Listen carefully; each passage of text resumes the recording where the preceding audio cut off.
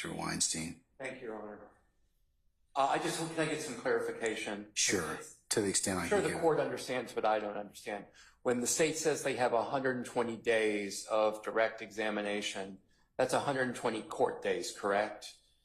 So we're looking at about 6 months more of their case in chief, assuming we ask 0 questions on cross-examination. 120 days, is that 4 months? Or is that, if we're going 4 days a week, for example, are we talking 30 weeks? We're talking 120 days. 120 court days. 120 court days. Are you talking about 120 court days? Yes. 120 court, assuming no, and then we have to add in our cross-examination. So we're here with the state's case in chief through the Super Bowl. That's 6 months. Or more. Yeah. Okay. And Your Honor, that is a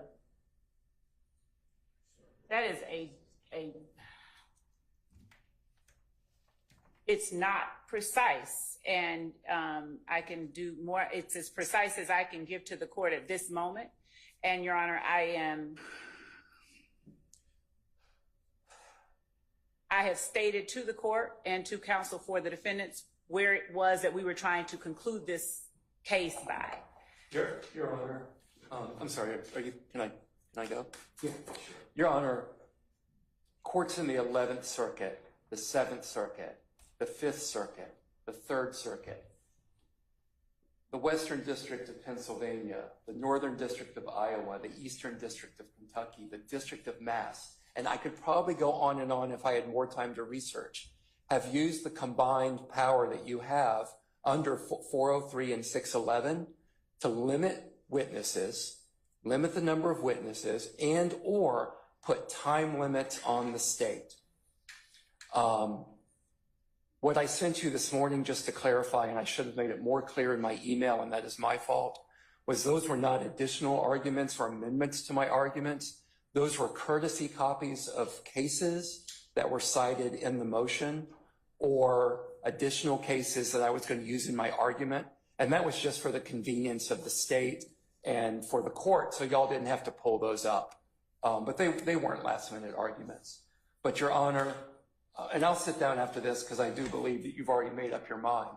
But I would just ask the court to reconsider, because I do appreciate that you're trying to grab the bulls by the horns here and make us more efficient. And I don't doubt that those 5 rules that you've put in place will make us more efficient, but we're still trying to be more efficient at something that is going to go on for years. This length of time doesn't include our cross, and it doesn't include our case in chief. So while the state says that I cannot ask for what I asked for under 403, fine. Okay? Why don't you put in time limits? It's done over and over again by courts, Your Honor. Because right now, 150 witnesses, 120 court days just of direct examination. I mean, we're going to be making Super Bowl bets with each other in 2026, Your Honor. Do you have any Georgia case law that limit the length of witness, the time of witness testimony? Because ordinarily, it's a thorough and sifting examination. Exactly. And so, no, I do not have Georgia case law, but U.S. Supreme Court case law under Getters says that you are not a mere moderator. That if truth and fairness are not to be sacrificed, the judge must exert substantial control over the proceedings. And don't misunderstand me. I understand that you have exerted control. But what I ask is that you listen to what some of these other courts have done. The Reeves case, okay, the Reeves case, Eastern District of Kentucky, it's not controlling. You don't have to do what they say. But I will tell you, it's been cited 69 times throughout the U.S. about how a court needs to get a hold of a case so that you are running the case, Your Honor. You are controlling the court, not either of us, not the state, not the defense. I mean, you read my briefs. You know what they say. I'm not going to repeat it.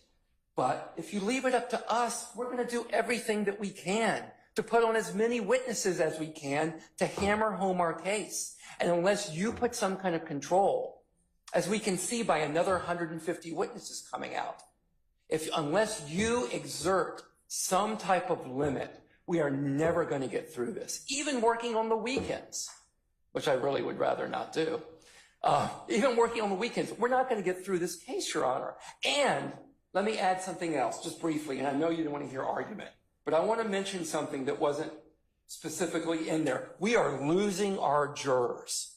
We are losing our jurors.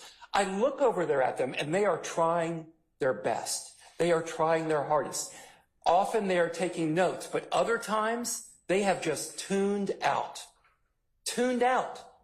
In a study from 1987, looking at long trials being more than 20 days, and short trials being less than 6 days, in long trials, 46% of the jurors found that evidence was difficult or very difficult as compared to jurors in short trials, 29% in short trials.